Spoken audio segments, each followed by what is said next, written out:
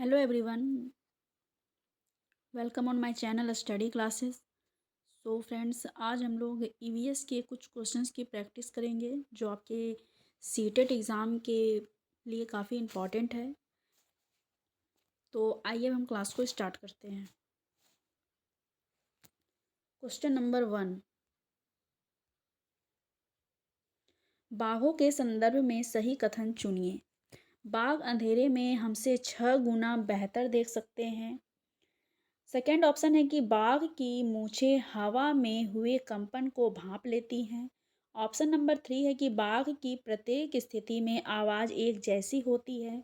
या option number 4 है कि प्रत्येक बाघ का अपना एक सुनिश्चित क्षेत्र होता है। तो इस क्वेश्चन का करेक्ट आंसर क्या होता है, आइए अब हम इसको देखते हैं। पहला है कि बाघ अंधेरे में हमसे 6 गुना बेहतर देख सकता है, तो ये ऑप्शन बिल्कुल सही है कि बाघ जो है वो मनुष्य से 6 गुना बेहतर देख सकता है। सेकेंड है कि बाघ की मूंछें हवा में हुए कंपन को भांप लेती हैं, तो ये ऑप्शन भी बिल्कुल सही है कि बाघ की मूंछें हवा में हुए कंपन को वो भांप लेती है, जिससे क्या होता है कि वो अपने शिकार की जो स्थिति होती है उसको पूरे अच्छे से वो भांप लेती है। ठीक है। इसके बाद नेक्स्ट है कि बाघ की प्रत्येक स्थिति में आवाज़ एक जैसी होती है, तो ये ऑप्शन जो है वो गलत है कि प्रत्येक स्थिति में बाघ की आवाज़ जो होती है वो एक जैसी नहीं होती है। बाघ जो होते हैं वो मौके के अनुसार अपनी आवाज़ को ये बदलते हैं।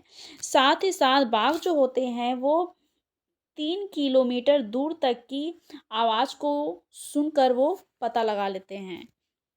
नेक्स्ट है कि प्रत्येक बाघ का अपना एक सुनिश्चित क्षेत्र होता है, तो ये बात भी बिल्कुल सही है कि प्रत्येक बाघ का अपना एक सुनिश्चित क्षेत्र होता है। जैसे कि जिम कॉर्बेट नेशनल पार्क जो है, Jim Corbett Jim Corbett national park, ठीक है, जिम कॉर्बेट नेशनल पार्क जो है ये बाघ के लिए काफ़ी फेमस है। और ये कहाँ पाई जाती है, तो ये उत्तराखंड में पाई जाती है। तो इस क्वेश्चन का करेक्ट आंसर है ऑप्शन नंबर 1, ऑप्शन नंबर 2 और ऑप्शन नंबर 4।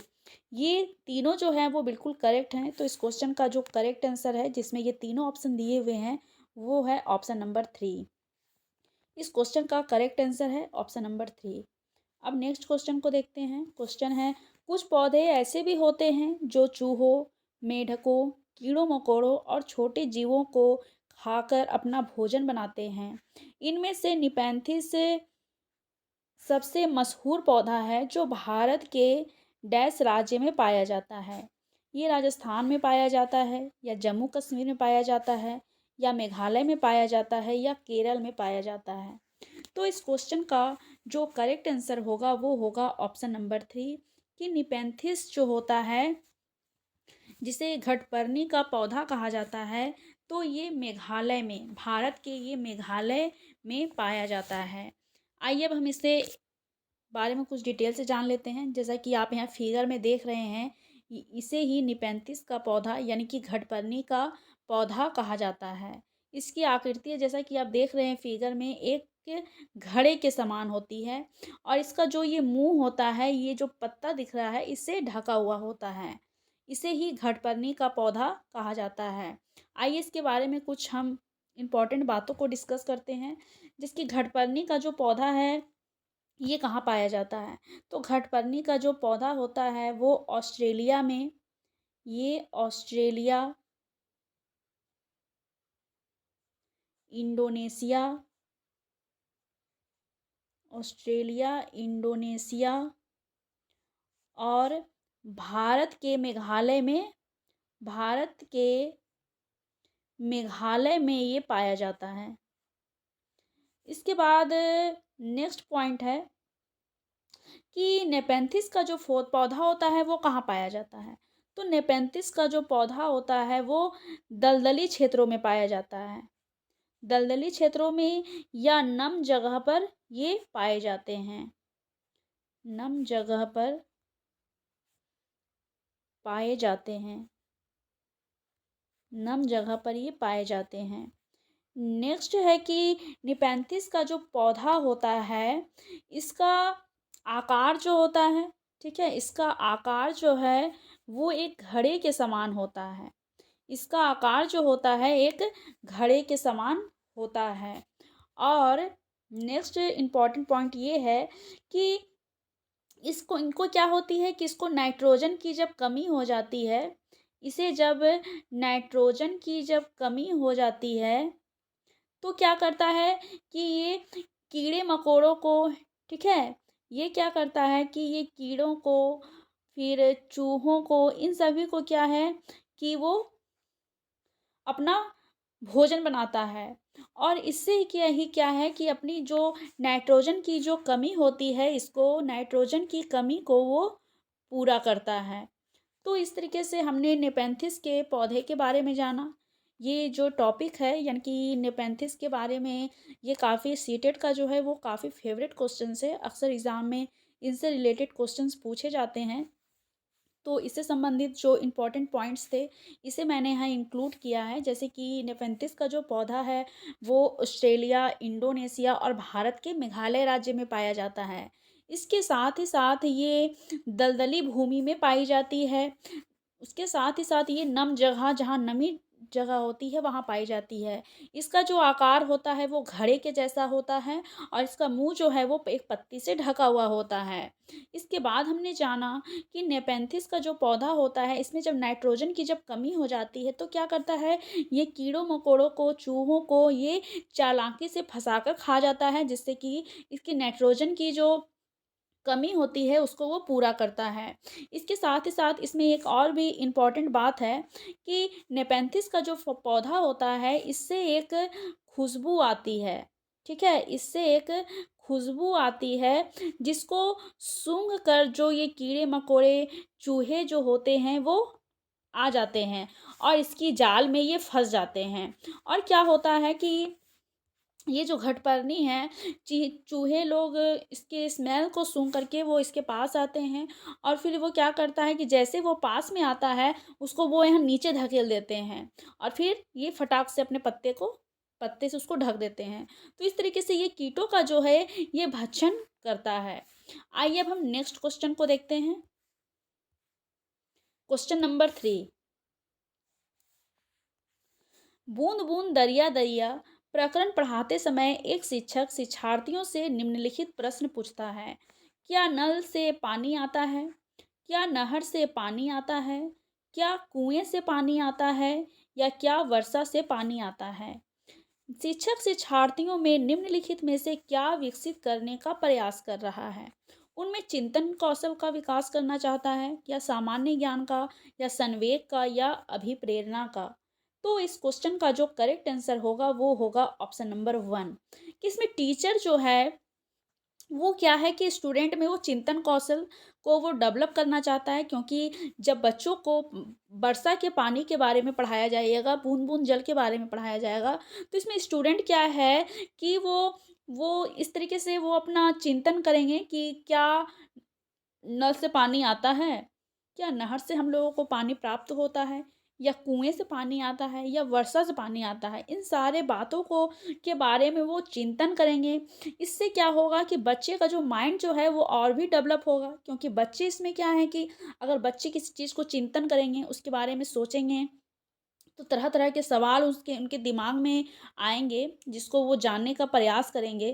तो इस क्वेश्चन का जो करेक्ट आंसर है वो है ऑप्शन नंबर 1, कि इससे बच्चे क्या है कि उनमें चिंतन कौशल का विकास होगा। ठीक है, नेक्स्ट क्वेश्चन है क्वेश्चन नंबर 4, कि डैश की दवाई बनाने में बहुत पुराने समय से ही सिनकोना नामक पेड़ की छाल का प्रयोग किया जाता है। पहले इनकी छाल को उबाला जाता है, फिर छान कर इसको उपयोग में लाया जाता है। एड्स के लिए, मलेरिया के लिए, काली खांसी के लिए, या तपेदिक के लिए? तो इस क्वेश्चन का करेक्ट आंसर होगा ऑप्शन नंबर 2, कि मलेरिया के उपचार के लिए सिनकोना के पेड़ की छाल से इसकी दवा बनाई जाती है। तो दवा कैसे बनती है, तो पहले पेड़ की छाल को क्या किया जाता है, तो उसको उबाला जाता है। उसके बाद उबालने के बाद उसको छाना जाता है और उसके बाद उसको दवा के रूप में प्रयोग किया जाता है। सीटेट का ये भी काफ़ी मोस्ट इम्पॉर्टेंट क्वेश्चन है। कि मलेरिया से संबंधित एग्ज़ाम में अक्सर क्वेश्चंस पूछे जाते हैं, तो ये टॉपिक भी जो है वो काफ़ी इम्पॉर्टेंट हो जाता है। आइए अब हम इसके बारे में कुछ इम्पॉर्टेंट बातों को डिस्कस करते हैं, जैसे कि मलेरिया जो होती है वो किससे होती है। तो मलेरिया जो होती है, मलेरिया मादा मच्छर के काटने से होती है। ठीक है, मादा मच्छर जो होती हैं यानी कि जो लड़कियां होती हैं मच्छरों में, उनके काटने से होती हैं, जिसको एनोफिलिस कहा जाता है, जिसको एनोफिलिस एनोफिलिस मच्छर के काटने से क्या होता है कि मलेरिया की बीमारी हो जाती है। और मलेरिया की खोज किसने की, ये तो काफ़ी इम्पोर्टेंट क्वेश्चंस है कि मलेरिया की खोज किसने की। तो मलेरिया की खोज रोनाल्ड रॉस ने की थी। ठीक है, मलेरिया की खोज रोनाल्ड रोनाल्ड रॉस ने की थी। इसके बाद नेक्स्ट जो पॉइंट है वो है कि मलेरिया की जो दवाई बनती है, मलेरिया की जो दवाई बनती है वो सिनकोना पेड़ की छाल से बनाई जाती है। सिनकोना पेड़ की छाल से इसकी दवाई जो है वो बनाई जाती है। ठीक है, मलेरिया में क्या होता है, तो मलेरिया जो है, मलेरिया प्लाज्मोडियम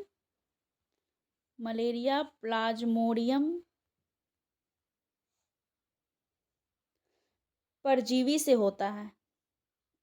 ठीक है, मलेरिया जो होती है वो प्लाज्मोडियम परजीवी से होती है।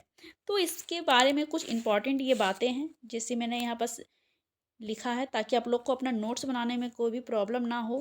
कि मलेरिया जो होती है वो मादा मच्छर के काटने से होती है। इस मच्छर का नाम क्या होता है, तो एनाफिलिस मच्छर के काटने से मलेरिया की बीमारी हो जाती है। जिसमें कि मलेरिया की खोज किसने की थी, तो मलेरिया की खोज जो है वो रोनाल्ड रॉस ने की थी। इसके बाद मलेरिया की जो दवाई बनाई जाती है, तो दवाई जो है वो सिनकोना पेड़ की छाल से बनाई जाती है। पहले तो छाल को निकाला जाता है, उसको उबाला जाता है, उसके बाद ही दवाई बनाई जाती है। फिर मलेरिया प्लाज्मोडियम परजीवी से मलेरिया होता है। तो ये कुछ इम्पॉर्टेंट पॉइंट्स थे जिसे मैंने यहाँ लिखा है। आगे अब हम नेक्स्ट क्वेश्चन को देखते हैं, क्वेश्चन नंबर 5। क्वेश्चन नंबर 5 है कि पर्यावरण अध्ययन कि एक कक्षा में एक शिक्षक 2 एक्वेरियम लाकर एक में साधारण पानी और दूसरे में उबाल कर ठंडा किया गया पानी भर देता है। दोनों एक्वेरियम में एक एक मछली डाल देता है।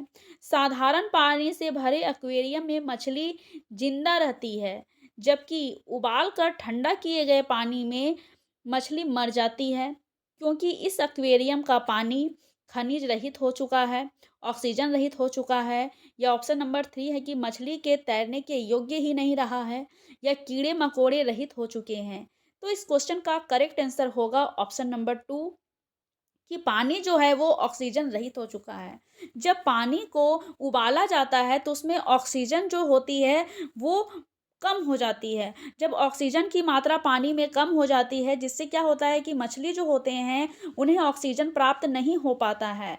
और इस वजह से यही वजह होती है जिसके कारण कि उबला हुआ पानी को जब ठंडा कर दिया जाता है और उसमें जब मछली डाली जाती है तो मछली उसमें मर जाती है, जबकि सफ़ेद पानी में मछली जो होती है वो नहीं मरती है। तो इस क्वेश्चन का करेक्ट आंसर होगा ऑप्शन नंबर 2। आइए अब हम नेक्स्ट क्वेश्चन को देखते हैं, क्वेश्चन नंबर 6। निम्न में से कौन सा अक्षर नीचे दिए गए आरेख में प्रदूषण रहित यातायात को प्रदर्शित करता है। यानी कि इसमें कौन से यातायात के साधन हैं जिनसे कि प्रदूषण नहीं होता है। पहला तो है मोटरसाइकिल, और फिर है साइकिल, जिसमें कि ये दो जो गोले बनाए गए हैं, जिसमें कि ए में तो सिर्फ मोटरसाइकिल आएगा और सी में सिर्फ साइकिल आएगा, लेकिन जब बी जो है, बी में ये दोनों आएंगे, मोटरसाइकिल भी और साइकिल भी। और फिर डी है, डी में है पानी का जहाज।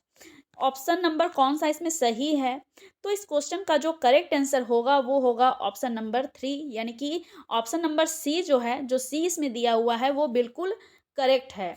सी जो है वो बिल्कुल करेक्ट है कि साइकिल से क्या होगा, जो प्रदूषण नहीं होगा, क्योंकि साइकिल से क्या है कि साइकिल चलाने से उससे धुआं तो निकलता नहीं है, जिससे कि वायु प्रदूषण हो सकता है। लेकिन मोटरसाइकिल से क्या होगा कि इससे वायु प्रदूषण हो सकता है, इसके धुएँ से, या पानी का जहाज से भी वायु प्रदूषण होने की संभावना है, उससे भी धुआं निकलता है। लेकिन साइकिल जो है, इससे क्या होगा कि किसी भी तरीके का प्रदूषण होने की संभावना नहीं है। तो इस क्वेश्चन का जो करेक्ट आंसर होगा वो होगा ऑप्शन नंबर सी। आइए अब हम नेक्स्ट क्वेश्चन को देखते हैं। क्वेश्चन नंबर 7, तालाब से सटे हुए खेत थे, खेतों में धान की फसल थी। किसानों ने अपनी फसल में कीटनाशक का अत्यधिक प्रयोग किया। जब तेज वर्षा हुई तो खेतों से जल बहकर तालाब में चला गया। कुछ समय बाद तालाब की अधिकांश मछलियां मृत अवस्था में पानी की सतह पर आ गईं। ऐसा डैश प्रदूषण के कारण हुआ।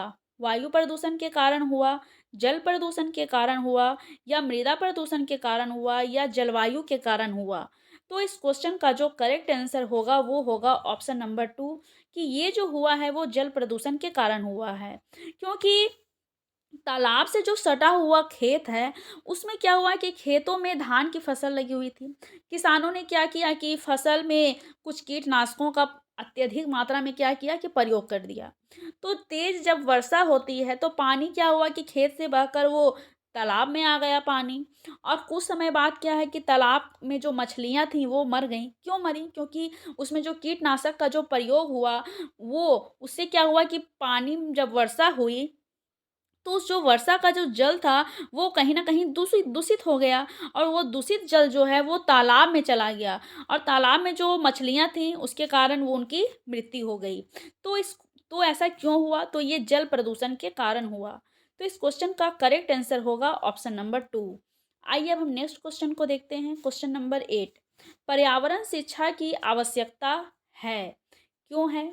पर्यावरण प्रदूषण को रोकने के लिए, पर्यावरण की रक्षा करने के लिए, या पर्यावरण को समझने के लिए, या पर्यावरण का संरक्षण करने के लिए। तो इस क्वेश्चन का करेक्ट आंसर होगा ऑप्शन नंबर 4, कि ये पर्यावरण शिक्षा की आवश्यकता इसलिए है ताकि पर्यावरण संरक्षण के लिए, ठीक है।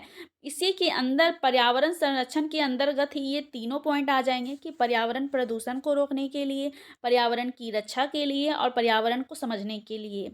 तो इसमें जो बेस्ट ऑप्शन है वो है ऑप्शन नंबर 4, कि पर्यावरण संरक्षण से क्या होगा कि पर्यावरण प्रदूषण को रोकने के भी बारे में पता चल जाएगा कि किस तरीके से पर्यावरण प्रदूषण को रोका जा सकता है। इसके साथ ही साथ ये भी पता चलेगा कि पर्यावरण की किस तरीके से रक्षा की जा सकती है, ताकि हमारा जो इन्वायरमेंट है वो बेहतर हो सके। इसके साथ ही साथ पर्यावरण को समझने का भी अवसर प्राप्त होगा। तो ये तीनों ऑप्शन जो हैं वो कहीं न कहीं ये 4th नंबर के ऑप्शन में इंक्लूड हैं। तो इस क्वेश्चन का करेक्ट आंसर होगा ऑप्शन नंबर 4। आइए अब हम नेक्स्ट क्वेश्चन को देखते हैं। क्वेश्चन नंबर 9, यदि आप छात्रों को किसी ऐतिहासिक स्थल पर घुमाने ले जाएँगे, तो आप बालकों से क्या अपेक्षा करेंगे? कि बालक प्रत्येक स्थान को ध्यान से देखे और उसके बारे में शिक्षक से प्रश्न करे। ये ऑप्शन तो सही लग रहा है। नेक्स्ट ऑप्शन को भी हम देखते हैं। बालक चुपचाप सब कुछ देखे, शिक्षक से कोई प्रश्न ना करे। तो ये ऑप्शन गलत है कि बालक सिर्फ चुपचाप से देखे और फिर वो कोई प्रश्न ही ना करे। तो इसका क्या मतलब हुआ कि कोई बच्चे क्या है कि इसमें तो एक्टिव है नहीं, वो कहीं न कहीं वो पैसिव हैं, वो सक्रिय हैं ही नहीं। नेक्स्ट ऑप्शन है कि बालक यदि कुछ प्रश्न पूछना चाहे, तो अपने प्रश्न अपनी अभ्यास पुस्तिका में लिखे। इसमें क्या है कि सिर्फ़ अभ्यास पुस्तिका में लिख देने से ही ऐसा नहीं है कि बच्चे कुछ जान पाएँगे या सीख पाएँगे। नेक्स्ट ऑप्शन है कि बालक आनंद में घूमें और शिक्षक को भी आनंद में घूमने दें। तो ये कोई बात नहीं हुई कि दोनों स्टूडेंट और टीचर दोनों अपना मज़े में घूमें। तो ये भी ऑप्शन सही नहीं है। ऑप्शन नंबर 1 जो है वो बिल्कुल करेक्ट है कि बालक प्रत्येक स्थान को ध्यान से देखे। बालक जो-जो जगह घूम रहे हैं उनको अच्छा से वो देखेंगे, उसको वो अवलोकन करेंगे, और उसके बारे में वो शिक्षक से प्रश्न पूछेंगे कि आखिर ये चीज़ है तो क्यों है? इसके बारे में क्या घटना है ना? इससे जुड़ी हुई महत्वपूर्ण बातों को वो जानने का प्रयास करेंगे। इससे क्या होगा कि उनका जो घूमने का जो ऐतिहासिक स्थल जाने का जो उद्देश्य था वो भी पूरा होगा, उनको बहुत कुछ सीखने को मिलेगा, है ना? तो इस क्वेश्चन का करेक्ट आंसर है ऑप्शन नंबर 1। आइए अब हम नेक्स्ट क्वेश्चन को देखते हैं। क्वेश्चन नंबर 10, जीवमंडल है पृथ्वी पर रहने वाले सभी जंतु, पृथ्वी पर रहने वाले सभी पौधे, पृथ्वी पर रहने वाले सभी जीवधारी, या पृथ्वी तथा उसका वातावरण जिसमें जीवधारी रहते हैं। तो इस क्वेश्चन का करेक्ट आंसर होगा ऑप्शन नंबर 4 कि पृथ्वी तथा उसका वातावरण जिसमें कि जीवधारी रहते हैं। जिसमें कि जीवमंडल किसे कहा जाता है? जिसमें कि जो जीव जंतु रह सकें, ठीक है? और इसे ही जीवमंडल कहा जाता है, जिसमें कि इसमें सभी जंतु भी आते हैं, पेड़ पौधे भी आते हैं और जीवधारी भी आते हैं। तो ये तीनों ऑप्शन जो है वो कहीं ना कहीं ऑप्शन नंबर 4 में पूरी तरीके से इंक्लूड है। तो इस क्वेश्चन का करेक्ट आंसर होगा ऑप्शन नंबर 4। आइए अब हम नेक्स्ट क्वेश्चन को देखते हैं। क्वेश्चन नंबर 11, सूक्ष्म शिक्षण। सूक्ष्म शिक्षण के संदर्भ में कौन सा कथन सही है? यानी कि माइक्रो टीचिंग की बात की जा रही है। आइए अब हम इनके ऑप्शन को देखते हैं। छोटे पैमाने पर पढ़ाना ताकि अधिगम सुसाध्य हो सके, ऐसे स्तर पर पढ़ाना ताकि विद्यार्थी पर पाठ्यचर्या का बोझ कम हो, या प्रभावी अधिगम शिक्षण के लिए अवधारणाओं को छोटे छोटे कौशलों में तोड़ना, या बहुत कम शिक्षण करना। तो इस क्वेश्चन का करेक्ट आंसर होगा ऑप्शन नंबर 3 कि सूक्ष्म शिक्षण के संदर्भ में जो कथन सही है वो ये है कि प्रभावी शिक्षण अधिगम हो, यानी कि इफेक्टिव टीचिंग लर्निंग होनी चाहिए, जिसमें कि अवधारणा यानी कि जो कॉन्सेप्ट जो होगा उनको छोटे छोटे कौशलों में तोड़कर बच्चों को पढ़ाया जाए, जिससे कि बच्चे जो हैं वो और भी बेहतर तरीके से इसको सीख पाएँ। आइए अब हम इसके बारे में कुछ इम्पोर्टेंट टॉपिक है उसको जानते हैं, ठीक है? Micro teaching. माइक्रो टीचिंग जो है वो काफ़ी इम्पॉर्टेंट है, क्योंकि इनसे भी एग्ज़ाम में क्वेश्चंस काफ़ी पूछे जाते हैं। तो इनको भी हम डिटेल से समझ लेते हैं कि आखिर माइक्रो टीचिंग जो होती है वो क्या होती है, ठीक है? माइक्रो टीचिंग यानी कि सूक्ष्म शिक्षण को किसने दिया? तो सूक्ष्म शिक्षण को दिया है डी एलन ने। डी एलन ने सूक्ष्म शिक्षण को दिया। इसमें क्या होता है कि इसमें छात्रों की जो संख्या होती है, यानी कि इसमें छात्रों की संख्या 5 से 6 होती है, ठीक है? इसके साथ ही साथ इसमें क्लास का जो कक्षा का जो आकार होता है, कक्षा का आकार होता है वो छोटा होता है, ठीक है? कक्षा का आकार इसमें छोटा होता है। इसके साथ ही साथ इसमें जो समय अवधि जो इसकी होती है, यानी कि पढ़ाने का जो समय रहता है वो 5 से 10 मिनट की होती है, ठीक है? 5 से 10 मिनट करके इसके जो टाइम रहता है उसको बांट दिया जाता है। और इसके साथ ही साथ इसका एक साइकिल होता है, यानी कि माइक्रो टीचिंग का जो चक्र है, इसके चक्र जो हैं वो उसमें 6 भाग होते हैं। आइए अब हम इनको देखते हैं। जैसे कि आप यहाँ फिगर में देख रहे हैं, माइक्रो टीचिंग के 6 भाग होते हैं। पहला तो प्लानिंग होता है, यानी कि इसमें क्या है कि पाठ योजना का प्लानिंग किया जाता है। टीचर जो है वो योजना तैयार करते हैं पाठ को पढ़ाने से पहले कि क्या क्या बच्चों को पढ़ाना है। इसका जो समय होता है इसका ये 6 मिनट का होता है, ठीक है? ये 6 मिनट का होता है। इसके बाद टीचिंग होती है। टीचिंग जो होती है ये भी 6 मिनट की होती है। इसके बाद इसमें फीडबैक होता है। फीडबैक जो होता है यानी कि बच्चों से प्रतिपुष्टि प्राप्त की जाती है। बच्चों से ये प्राप्त किया जाता है, ये जाना जाता है कि वो उन्होंने पाठ को कितना सीखा है, किसका कितना जाना है। इसका भी जो टाइम पीरियड होता है वो भी 6 मिनट का होता है, ठीक है? इसके बाद इसमें रीप्लान किया जाता है, यानी कि पुनः फिर से पाठ योजना तैयार की जाती है। इसका जो टाइम पीरियड रहता है वो रहता है 12 मिनट का, ठीक है? ये 12 मिनट का होता है। इसके बाद रीटीचिंग होती है। रीटीचिंग में क्या होता है कि बच्चों को फिर से पढ़ाया जाता है और इसका जो टाइम पीरियड होता है वो 6 मिनट का होता है। इसके बाद फिर से बच्चों को जो पढ़ाया गया है उसको रीफीडबैक लिया जाता है, यानी कि इसका भी जो समय होता है वो 6 मिनट का होता है। तो इस तरीके से छोटे-छोटे टुकड़ों में इसको बाँट करके बच्चों को पढ़ाया जाता है। इससे बच्चे की जो शिक्षा जो होती है वो काफ़ी अच्छी होती है। इसमें जो टोटल टाइम पीरियड होता है, इसमें जो टोटल टाइम जो होती है वो 36 मिनट की होती है। ठीक है, इसमें टोटल जो टाइम पीरियड होती है वो 36 मिनट की होती है, जिसमें कि बच्चों को पढ़ाया जाता है। तो इससे क्या होता है कि टीचिंग जो होती है वो काफ़ी इफ़ेक्टिव होती है, जिसमें कि कम बच्चे होते हैं। पहले तो 5 से 6 बच्चे इसमें होते हैं, जिसको कि इस टाइमिंग के अनुसार, इस माइक्रो टीचिंग के जो साइकिल है इसके अनुसार बच्चों को टीचिंग प्रोवाइड कराई जाती है। इससे टीचिंग जो होता है वो काफ़ी इफ़ेक्टिव होता है। तो माइक्रो टीचिंग के बारे में जो मैंने आप लोग को समझाया, आई होप आप लोग को क्लियर हुआ हो, क्योंकि ये जो है वो आपके एग्ज़ाम के पॉइंट ऑफ व्यू से काफ़ी इम्पोर्टेंट है। इससे एग्ज़ाम में अक्सर क्वेश्चंस पूछे जाते हैं, तो आप इनको ज़रूर से नोट करें। आइए अब हम नेक्स्ट क्वेश्चन को देखते हैं। क्वेश्चन नंबर 12, हम जिस परिवार में जन्म लेते हैं, जिसमें बड़े होते हैं, उस परिवार की विशेषता क्या नहीं है? इसमें नहीं पूछा गया है।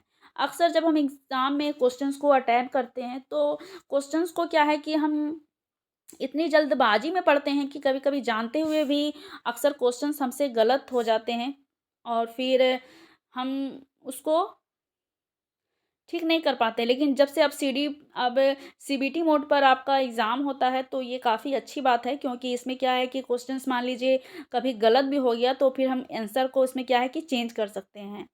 तो आप जब भी क्वेश्चंस को जब पढ़ें तो आप इसको बिल्कुल ध्यान से पढ़ें कि क्वेश्चन में क्या पूछा गया है, और जब नहीं पूछा गया है तो अपने अपने आप को और भी चौकन्ना कर लें कि और इनके ऑप्शंस को ध्यान से पढ़ें। आइए अब हम इनके ऑप्शंस को देखते हैं। परिवार एक सामाजिक संस्था है, तो ये ऑप्शन बिल्कुल सही है कि परिवार एक जो होती है वो एक सामाजिक संस्था होती है, जो एक समाज के अंतर्गत आती है। ठीक है। नेक्स्ट चीज़ है कि परिवार में वैवाहिक अनिवार्यता होती है, तो ये ऑप्शन भी बिल्कुल सही है कि परिवार में क्या है कि वैवाहिक अनिवार्यता होती है। ठीक है। पहले तो पेरेंट्स होते हैं, फिर उनके जो बच्चे होते हैं, फिर वो जब बड़े हो जाते हैं तो फिर उनकी शादी करवाई जाती है। फिर जब उनके बच्चे होते हैं, वो बड़े हो जाते हैं तो उनकी शादी होती है। तो इस तरीके से जो प्रोसेस जो है वो आगे होता रहता है। ठीक है। नेक्स्ट है कि परिवार राजनीतिक नियमों पर आधारित है। फिर है फोर्थ ऑप्शन है कि परिवार सामाजिक सुरक्षा की बुनियादी इकाई है। तो ये ऑप्शन भी बिल्कुल सही है कि परिवार जो होती है वो सामाजिक सुरक्षा की बुनियादी इकाई होती है। लेकिन ऑप्शन 3 जो है वो करेक्ट नहीं है कि परिवार राजनीतिक नियमों पर आधारित होती है। परिवार जो होता है वो राजनीतिक नियमों पर आधारित नहीं होती है। इसका राजनीतिक नियम का परिवार से कोई भी मेल नहीं है। ठीक है। ये ऑप्शन देखने से ही पता चल रहा है कि ये गलत है। तो इस तरीके से जब भी आप एग्ज़ाम में क्वेश्चंस को अटेम्प्ट करें तो आप चारों ऑप्शन को अच्छे से पढ़ें और उसके बाद ही क्वेश्चंस को आंसर को मार्क करें। आइए अब नेक्स्ट क्वेश्चन को देखते हैं। क्वेश्चन नंबर 13, निम्नलिखित में से कौन सतत एवं व्यापक मूल्यांकन का उद्देश्य नहीं है? आइए अब हम इनके ऑप्शन को देखते हैं। याद रखने पर बल देने के बदले सीखने की प्रक्रिया पर बल देना, तो ये बात बिल्कुल सही है कि सीसीई जो है यानी कि कॉन्टिन्यूअस एंड कॉम्प्रिहेंसिव इवेलुएशन में क्या होता है कि बच्चों को रटने से ज़्यादा उनके सीखने की प्रक्रिया पर जोर दिया जाता है कि बच्चे जो हैं वो सीख कर चीज़ों को और भी बेहतर तरीके से कर सकते हैं। नेक्स्ट चीज़ ये की है कि विद्यार्थियों शिक्षार्थियों के सीखने की प्रक्रिया एवं परिवेश के बारे में उपयुक्त निर्णय लेना, तो ये ऑप्शन भी बिल्कुल सही है कि शिक्षार्थी के सीखने की प्रक्रिया यानी कि सीखने का जो प्रोसेस जो होता है, जो प्रक्रिया होती है, उसका जो परिवेश है, जो इन्वायरमेंट में उनको सिखाया जा रहा है, उसके बारे में भी एक उपयुक्त निर्णय लेना चाहिए। अध्यापन एवं अधिगम प्रक्रिया को शिक्षक केंद्रित कार्यकलाप बनाना, तो ये ऑप्शन सही नहीं है कि टीचर सेंटर्ड कार्यकलाप बनाना, बल्कि हमेशा चाइल्ड सेंटर्ड के बारे में बात की जाती है। तो ये ऑप्शन सही नहीं है। नेक्स्ट ऑप्शन है कि बोधात्मक, मनोप्रेरक और भावात्मक कौशलों का के विकास में सहायता करना। तो ये ऑप्शन भी बिल्कुल सही है कि सतत एवं व्यापक मूल्यांकन में क्या होता है कि बच्चों की बोधात्मक यानी कि कॉग्निटिव, इमोशंस, ये सारे कौशलों के विकास में काफ़ी सहायता पहुंचाई जाती है। तो ये तीनों ऑप्शन जो हैं वो बिल्कुल करेक्ट हैं, लेकिन ऑप्शन नंबर 3 जो है वो सही नहीं है, और जो सही नहीं है वही सही है क्योंकि इस क्वेश्चन में नहीं पूछा गया है। तो ऑप्शन नंबर 3 जो है वो बिल्कुल करेक्ट है। आइए अब हम थोड़ा सीसीई के बारे में समझते हैं कि सीसीई क्या होता है। सीसीई जिसको कहा जाता है कॉन्टिन्यूअस एंड कॉम्प्रिहेंसिव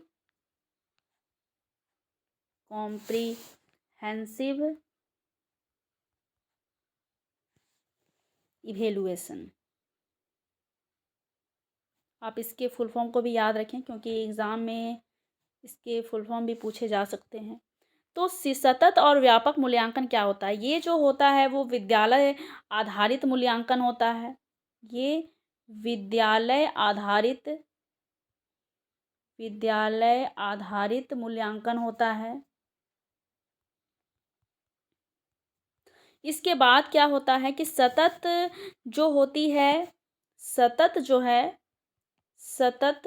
लगातार चलने वाली प्रक्रिया है।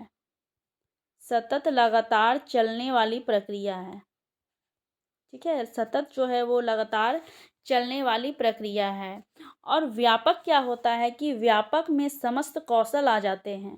ठीक है, व्यापक में समस्त कौशल यानी कि समस्त स्किल्स होते हैं वो सारे व्यापक में आ जाते हैं। सतत में क्या होता है कि बच्चों का इसमें कि लर्निंग में अगर उनको कुछ क्या कठिनाई है इसके बारे में जाना जाता है कि बच्चों को लर्निंग में यानी कि अधिगम में अगर कुछ कठिनाई हुई है या उनको अनुभव करने में ठीक है, या उनके अधिगम का स्तर क्या है, उनके अधिगम स्तर, ये सारे जो हैं वो सतत के अंतर्गत आते हैं। ठीक है, अब नेक्स्ट है व्यापक। व्यापक में क्या होता है, किसके अंतर्गत 2 पक्ष आते हैं, एक होता है शैक्षिक पक्ष, और दूसरा होता है सह शैक्षिक। ठीक है, दूसरा होता है सह शैक्षिक। शैक्षिक के अंतर्गत क्या आते हैं, इसमें होता है विषय की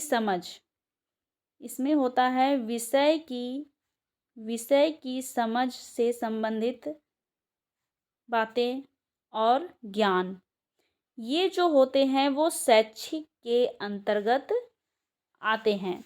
फिर नेक्स्ट है सह शैक्षिक के अंतर्गत कौन आते हैं, तो सह शैक्षिक के अंतर्गत आते हैं छात्र की रुचि। इसमें आते हैं छात्र की रुचि यानी कि बच्चे का किस चीज़ में इंटरेस्ट है, उनकी मनोवृत्ति क्या है। ठीक है, बच्चों की मनोवृत्ति क्या है, उसका सामाजिक या फिर शारीरिक, ठीक है, ये सारे पक्षों के बारे में इसके अंतर्गत आती है। तो ये सारे जो हैं वो सतत और व्यापक मूल्यांकन के अंतर्गत आते हैं। सतत और व्यापक मूल्यांकन भी काफ़ी इम्पॉर्टेंट है क्योंकि इनसे भी अक्सर एग्ज़ाम में क्वेश्चंस पूछे जाते हैं। तो आप इनको भी ध्यान में रखें कि सीसी जो होता है वो है कॉन्टिन्यूअस और कॉम्प्रिहेंसिव इवेलुएशन, मतलब कि सतत और व्यापक मूल्यांकन ये विद्यालय आधारित मूल्यांकन होता है। सतत का मतलब होता है कि लगातार चलने वाली प्रक्रिया। ठीक है, नेक्स्ट इसकी व्यापक क्या है, इसमें समस्त कौशल आ जाते हैं। ठीक है, जिसमें कि बच्चे का क्या उसका इंटरेस्ट है, उसकी रुचि क्या है ना। तो ये सारी चीज़ें जो हैं वो इसके अंतर्गत आ जाते हैं। पढ़ाई के अलावा भी जितने भी चीज़ हैं वो इसके अंतर्गत आ जाते हैं। सतत में क्या होता है कि बच्चे की कठिनाई क्या है, उसका अनुभव, उसका अधिगम स्तर, इन सारी बातों के बारे में सारी चीज़ें जो होती हैं वो सतत के अंतर्गत आती हैं। व्यापक के अंतर्गत क्या आता है, व्यापक को 2 क्षेत्रों में बांटा गया है, इनके 2 इसके भाग हैं, एक तो है शैक्षिक और दूसरा है सशैक्षिक। शैक्षिक में विषय की समझ, ज्ञान, इनसे संबंधित बातें इसके अंतर्गत आती हैं। और सहशैक्षिक अंतर्गत आती हैं कि छात्र की रुचि क्या है, उसकी मनोवृत्ति क्या है, उसका सामाजिक, शारीरिक, ठीक है, ये सारे पक्ष जो हैं वो व्यापक के अंतर्गत आते हैं। आई होप आपको सारी जो आपके डॉट्स होंगे वो क्लियर हो गए होंगे। आइए अब नेक्स्ट क्वेश्चन को देखते हैं। Question number 14। एक विज्ञान शिक्षक कक्षा 6 के विद्यार्थियों को हवा के गुण पढ़ाने के लिए समूहों में क्रियाकलाप कराने की योजना बनाता है। वह समूहों का नेतृत्व करने वाले शिक्षार्थियों का चयन किन गुणों के आधार पर करेगा? आइए अब हम इनके ऑप्शन को देखते हैं। विद्यार्थियों को भूमिका करने का आदेश देना और उनकी अपनी समझ के अनुसार कार्य करवाना। मुख्य भूमिकाएं होशियार विद्यार्थियों को देकर सुनिश्चित कर लेना कि उनका समूह सबसे पहले कार्य कर लेगा। नेक्स्ट ऑप्शन है कि योग्यता अनुसार भूमिका देना, प्रोत्साहित करना व साथी समूह सदस्यों के साथ समन्वय बनाए रखना। नेक्स्ट ऑप्शन इसकी भूमिका चयन के स्वतंत्रता, अपनी गति से कार्य करना और समझना। तो इस क्वेश्चन का करेक्ट आंसर होगा ऑप्शन नंबर 3 कि इसमें क्या है कि योग्यता के अनुसार उनको भूमिका देनी चाहिए। बच्चे की जो योग्यता है उसके अनुसार ही उनको देना, उनको लगातार प्रोत्साहित करते रहना कि आप इस चीज़ को कर सकते हैं, उनको हमेशा मोटिवेट करते रहना और सभी समूह सदस्यों के साथ समन्वय बनाए रखना। तो ऑप्शन नंबर 3 जो है वो बिल्कुल करेक्ट है। नेक्स्ट क्वेश्चन है क्वेश्चन नंबर 15।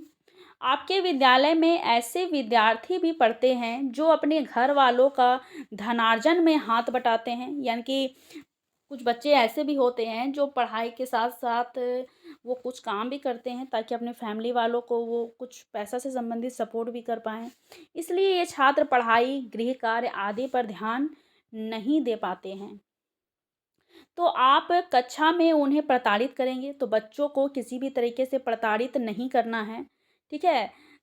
वह उनके सम्मुख उनके माता-पिता को भी भला बुरा कहेंगे, जो उनके लिए शिक्षा का व्यय नहीं जुटा पाते। तो ये ऑप्शन तो पूरी तरीके से गलत है कि जहाँ पर बच्चे के बारे में जब नेगेटिव बात जहाँ हो ना, तो आप समझ जाना कि वो ऑप्शन जो है वो गलत है। नेक्स्ट ऑप्शन है इसकी उनके सामाजिक व आर्थिक स्तर पर उपहास करते हुए, तो उपहास तो बच्चों का बिल्कुल भी नहीं उड़ाना है, उनका मजाक नहीं उड़ाना है। तो ये ऑप्शन भी बिल्कुल गलत है करते हुए कि उन्हें पढ़ाई छोड़ने के लिए कहेंगे। तो बच्चों को पढ़ाई छोड़ने के लिए नहीं कहना है, बल्कि समावेशी शिक्षा की बात की जाती है जिसमें कि सभी बच्चों को एक साथ इंक्लूड करके उनको प्रॉपर वे में उनको टीचिंग प्रोवाइड कराई जाती है। नेक्स्ट इज़ कि उनकी क्षमता पर संदेह करेंगे व उन्हें हतोत्साहित करेंगे, तो बच्चों को किसी भी तरीके का हतोत्साहित नहीं करना है। नेक्स्ट ऑप्शन इज़ कि मानवीय दृष्टिकोण अपनाएंगे और प्रोत्साहन व सहायता देकर उनका मनोबल बढ़ाएंगे। तो ऑप्शन नंबर 4 जो है वो बिल्कुल करेक्ट है कि मानवीय दृष्टिकोण अपनाना है, उनकी क्या समस्या है उनके बारे में जानना है। अगर कुछ फैमिलीज़ कुछ प्रॉब्लम है तो उनको भी समझना है, उसके साथ ही साथ उनको प्रोत्साहन देना है और सहायता देना है ताकि उनका मनोबल बढ़ सके। किसी भी तरीके से बच्चों को नेगलेक्ट करना या फिर उनको हतोत्साहित करना, प्रताड़ित करना, जो बच्चे के नेगेटिव में जो बात की जाए, ठीक है? जो बच्चे के फ़ेवर में जो बात ना हो, वो ऑप्शन हमेशा गलत होगा। इस बात को आप विशेष रूप से ध्यान रखें। तो इससे क्या है कि आप क्वेश्चंस के ज़्यादा से ज़्यादा आंसर को आप सही कर पाएँगे। आइए अब हम नेक्स्ट क्वेश्चन को देखते हैं। Question number 16। पर्यावरण पाठ्यक्रम में क्रियाकलापों का क्या महत्व होता है? जो क्रियाकलाप यानी कि जो एक्टिविटी कराई जाती है उसके क्या इम्पोर्टेंस होते हैं ईवीएस में? आइए अब हम उनको जानते हैं। शिक्षार्थियों की योग्यता और उनके ज्ञान से सुमेलित सही, नवीनतम और निष्पक्ष जानकारी उपलब्ध कराना। शिक्षार्थियों पर कार्यभार डालना जिनसे उनके कार्य करने की क्षमता बढ़े या आगे की शिक्षा के लिए अधिक प्रयोगवादी बनाना या उपरोक्त में से कोई नहीं। तो इस क्वेश्चन का करेक्ट आंसर होगा ऑप्शन नंबर 1 कि विद्यार्थियों शिक्षार्थियों की योग्यता और उनके ज्ञान से सुमेलित सही, नवीनतम और निष्पक्ष जानकारी उनको उपलब्ध कराना। ये जो ऑप्शन है वो बिल्कुल करेक्ट है।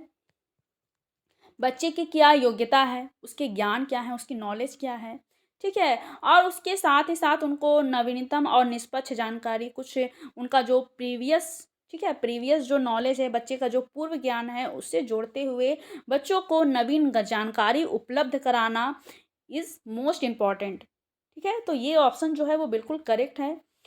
आइए नेक्स्ट क्वेश्चन को देखते हैं। क्वेश्चन नंबर 17, निम्नलिखित में से कौन सा क्रियाकलाप शिक्षार्थियों के लिए पर्यावरण अध्ययन के शिक्षण हेतु उपयुक्त नहीं है? आइए अब हम इनके ऑप्शन को देखते हैं। शिक्षार्थियों द्वारा विद्यालय के पर्यावरण के घटकों का विद्यालय पर पड़ने वाले प्रभावों के विषय में एक रिपोर्ट तैयार करना, घर में पाए जाने वाले जीवों के विषय में जानकारी इकट्ठा करना, नेक्स्ट इसकी ग्राम या आसपास में स्थित नर्सरी में पाए जाने वाले पौधों का अवलोकन करना, एंड लास्ट ऑप्शन इज कि घरों में पाए जाने वाले कीटों को पकड़कर मार डालना। तो इस क्वेश्चन का करेक्ट आंसर होगा ऑप्शन नंबर 4 कि घर में जो कीड़े मकोड़े पाए जाते हैं उनको मारना, ये सही नहीं है। तो इसमें जो नहीं पूछा गया है वही सही है, क्योंकि क्वेश्चन में नहीं पूछा गया है। पहला ऑप्शन है कि वे शिक्षार्थियों द्वारा विद्यालय के पर्यावरण के घटकों का विद्यालय पर पड़ने वाले प्रभावों के विषय में एक रिपोर्ट तैयार करना, ये भी बिल्कुल सही है कि उसके जो घटक हैं उस पर क्या उसका इफेक्ट पड़ेगा, क्या प्रभाव पड़ेगा, उससे वो एक रिपोर्ट तैयार करेंगे। फिर है घर में पाए जाने वाले जीवों के विषय में वो जानकारी इकट्ठा करेंगे, ये भी बिल्कुल सही है। और ग्राम या आसपास में जो नर्सरी है में पाए जाने वाले जो पेड़ पौधे हैं उनके बारे में पता लगाना, ये भी बिल्कुल सही है। उसका अवलोकन करना, ऑब्जर्वेशन करना, इससे बच्चे जो हैं वो बेहतर तरीके से सीखेंगे। क्योंकि ऐसा कहा इसमें सीटेट में हमेशा ऐसा इनकी कहा गया है इसमें कि बच्चे अगर किसी चीज़ को अगर वो खुद करके सीखते हैं तो वो और भी बेहतर तरीके से सीखते हैं। तो इस क्वेश्चन का करेक्ट आंसर है ऑप्शन नंबर 4। नेक्स्ट क्वेश्चन है क्वेश्चन नंबर 18, पर्यावरण अध्ययन के शिक्षार्थियों को चिड़ियाघर ले जाने से उन्हें सहायता मिलेगी। किस चीज़ में सहायता मिलेगी? आइए ऑप्शन को देखते हैं। प्रकृति के प्रति अपना सम्मान प्रदर्शित करने में, दोस्तों के साथ मौज मस्ती करने में, या पर्यावरण संरक्षण के लिए कौशलों का विकास करने में, या कक्षा अधिगम को वास्तविक जीवन से जोड़ने में।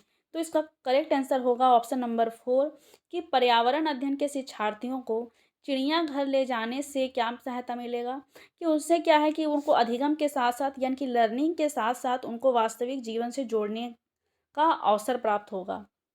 तो वास्तविक जीवन से जोड़कर बच्चों को पढ़ाना, रियल लाइफ से जोड़कर पढ़ाना, इसे काफ़ी अच्छा माना जाता है। तो ऑप्शन नंबर 4 जो है वो बिल्कुल करेक्ट है। नेक्स्ट क्वेश्चन है कि क्वेश्चन नंबर 19, डैश से बचने के लिए आवश्यक है कि अपने आसपास पानी जमा ना होने दें, तालाबों में मछलियाँ छोड़ दें ताकि वे मच्छरों के लार्वे को खा जाएं, मच्छरदानी का प्रयोग करें, जमे हुए पानी में मिट्टी का तेल छिड़क दें। ये किससे बचने के बारे में ये सारे जो तरीके हैं वो बताए जा रहे हैं। मलेरिया और डेंगू, चेचक और मलेरिया, डेंगू और आई फ्लू, या टाइफाइड या हैजा। तो इस क्वेश्चन का करेक्ट आंसर है ऑप्शन नंबर 4 कि ये मलेरिया और डेंगू से बचने के लिए बच्चों को बताया जा रहा है कि क्या किया जाए कि आसपास अगर कोई पानी अगर देखते हैं कि जमा हो जाता है, जिसकी कूलर देखते हैं कूलर में पानी जम गया है या कुछ गड्ढे हैं वहाँ पास अगर पानी जमा हो जाता है तो उसमें क्या है कि उसको साफ करते रहना चाहिए। नहीं तो क्या होगा कि जमे पानी में मच्छर ज़्यादा होंगे, जिससे क्या होगा कि मलेरिया या डेंगू होने की जो संभावना है वो अधिक हो जाएगी। इसके साथ ही साथ तालाब में मछली छोड़ना, ताकि मच्छरों से जो लार्वे जो होते हैं वो क्या होता है कि जो मछलियाँ जो होती हैं वो खा जाती हैं। इससे क्या होगा कि मच्छर पनप नहीं पाएंगे और ना ही लोगों को मलेरिया और डेंगू होगी। इसके साथ ही साथ मच्छरदानी का प्रयोग करना ताकि मच्छर ना काटे, और उसके साथ ही साथ जमे हुए पानी में मिट्टी का तेल डालना। जमे हुए पानी में मिट्टी का तेल डालने से क्या होता है कि पानी में मच्छरों का जो प्रजनन क्षमता जो होता है वो रुक जाता है, जिससे कि उसकी संख्या जो होती है वो नहीं बढ़ती है, जिससे कि मलेरिया और डेंगू से बचा जा सकता है। तो इस क्वेश्चन का करेक्ट आंसर है ऑप्शन नंबर 1। आइए अब नेक्स्ट क्वेश्चन को देखते हैं जो आज का हमारा लास्ट क्वेश्चन है, क्वेश्चन नंबर 20।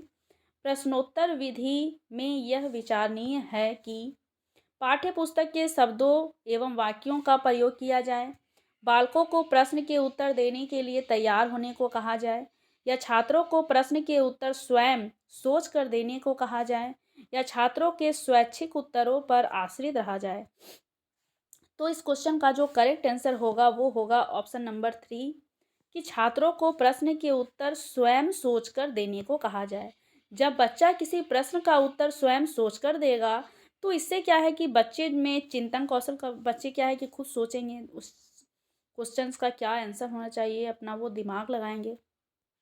तो इससे बच्चे में क्या है कि चिंतन कौशल का विकास होगा, बच्चा इसमें ब्रेन स्टॉर्मिंग करेगा, जो काफ़ी अच्छा माना जाता है। तो इस क्वेश्चन का करेक्ट आंसर होगा वो होगा ऑप्शन नंबर 3।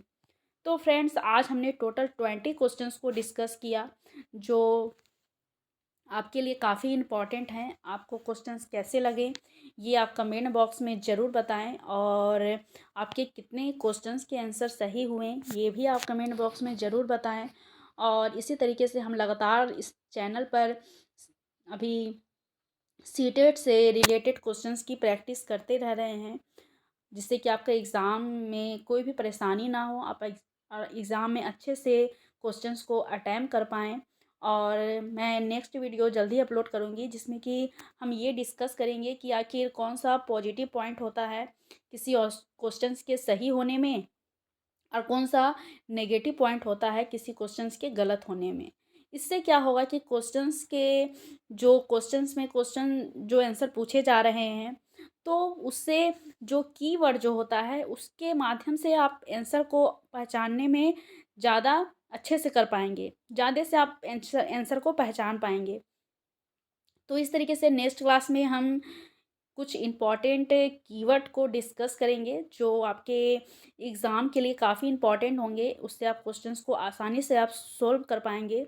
तो फ्रेंड्स, आज के लिए बस इतना ही। वीडियो आपको कैसी लगी ये आप कमेंट बॉक्स में ज़रूर बताएं।